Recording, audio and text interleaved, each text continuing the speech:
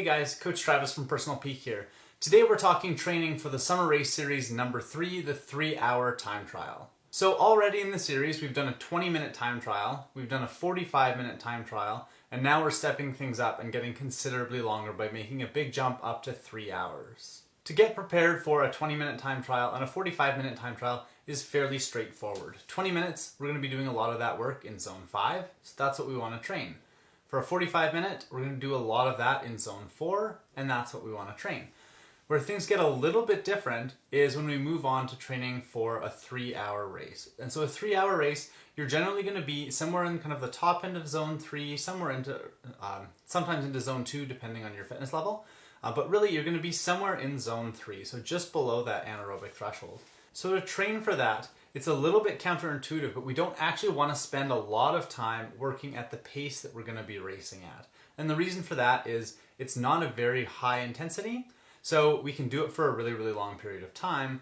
But to get that type of a training effect, you need to do big volumes of training, and the training is not super effective. So what we actually want to do is we want to polarize our training, and we want to spend most of our training time down in zone 1, running nice and easy. We also want to spend some of the other time that we're training actually up in zone 4, kind of getting some of that threshold interval type work. So actually working at some of the intensities that you were doing during that 45-minute time trial. And that's actually going to pay off even bigger than if you were just to go out and do a whole bunch of runs at that 3-hour intensity that you're going to be racing at. And the reason for that is because we're working at a higher intensity, we need to do a little bit less volume and you're still going to get really good training effects.